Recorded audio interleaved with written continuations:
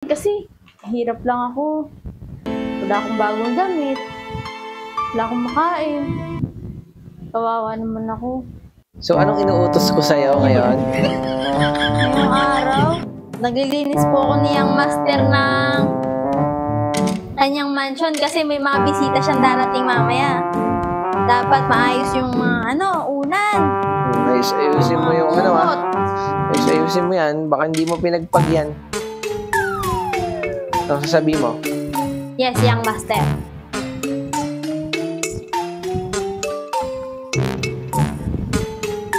Paano ba magtupi niyan kung may sakaling mag-a-apply sa akin ng trabaho? Tutupiin niyo lang ng may kasama pagmamahal.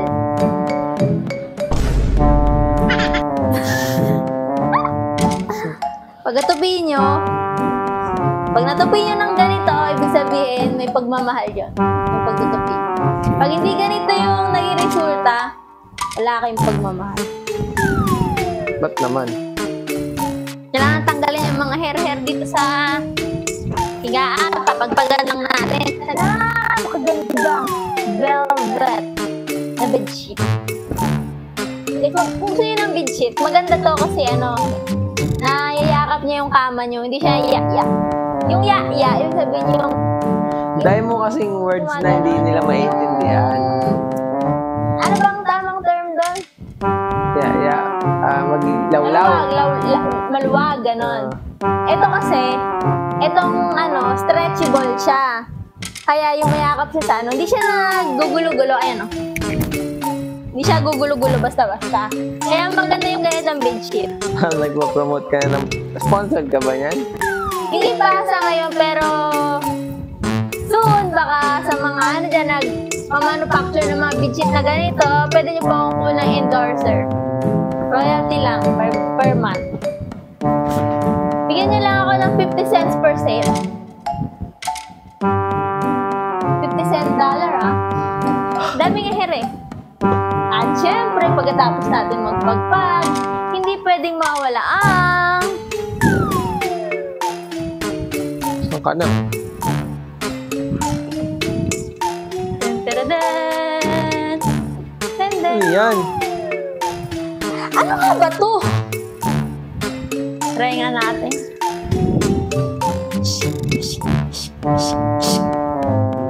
Ito, ang aming Squeeze Disinfectant Linen Spray. Pampabango at pantanggal ng germs. Bango. Amoy hotel. Talagang bisita ngayon si Young Master. Kaya kailangan malinis at mabango ang aming mansyon. Daming kalat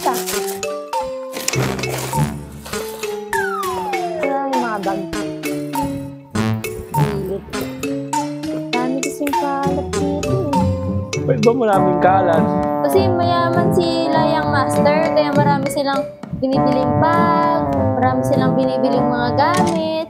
Kaya ito nagpapakasipag talaga ako magtrabaho kay Young Master para siyempre minsan umaasa din ako. Tulad ngayon, magpapasko. Baka mabiyayaan ako ng mga gamit nilang hindi na ginagamit, mga itatapon nila, ibibigay na lang nila sa akin. Kaya ito, lagi ako nagsisipag para maawa sila sa akin kasi hirap lang ako. Wala akong bagong damit. Wala akong makain. Kawawa naman ako.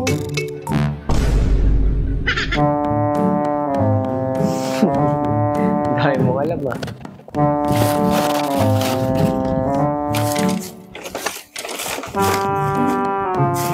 Ang dasok-dasok ko na lang to dito.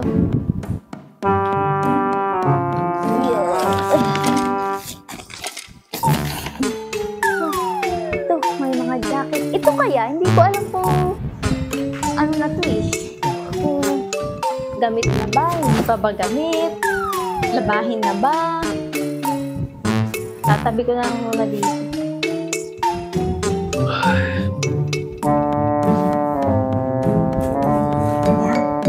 Papansin yan. Dapat ito. Kasi dito makikita ng mga bisita Dapat malinis. Kasi inom sila dito. Tignan niyo naman ang ganda ng country namin, di ba? Ang mayaman talaga. Tingnan nyo itong basahan na to. Hindi dapat tabi-tabing yung pagtubi. Kailangan dulo to dulo, pantay. Dulo to dulo, pantay. Dapat square siya. Tapos lalapag lang natin dito. Kailangan sentro. Pag sentro na, tama na yan. Tapos gasa natin itong mga baso. Tingin nyo, ano pa dapat linisin ko? Ito, malinig. Tapos, may mga cotton buds. Dapat tatago natin ito dito. Tapos, ito dapat ilabas natin to kasi baka mauhaw yung mga bisita. Dito sila iinom. Tapos, may tubig na sa rep. Check! May tubig na yung rep. Yun na yung rep namin. May tubig na. Papakita ko sa inyo yung rep nila Young Master. Ito nga pala yung rep nila Young Master. Ayan. Meron ng refill ng tubig. Ito yung mahilig nilang kainin. Isa sa mga paborito nila yan. Mga chocolates.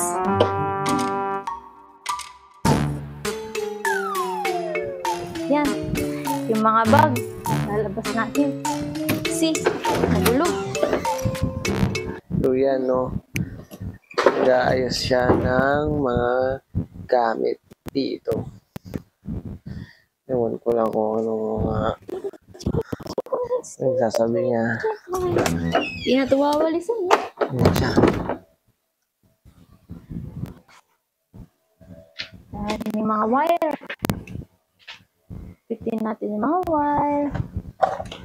Bibidyoan pa kaya ako nito. Wala na siyang pakialam sa akin.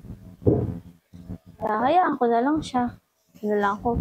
Kasapin ko yung sarili ko habang naglilinis. Hindi niya alam Kasi na lagi record. ko nakausap. Wala akong kausap. Yan. Kaya ito na lang ginagawa ko.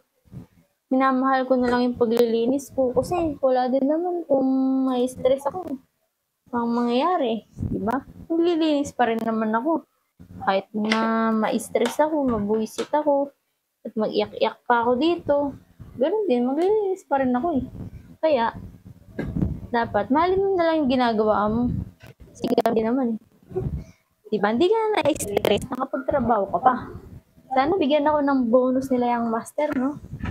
Sa tingin mo kaya, sino mang kinakausap ko?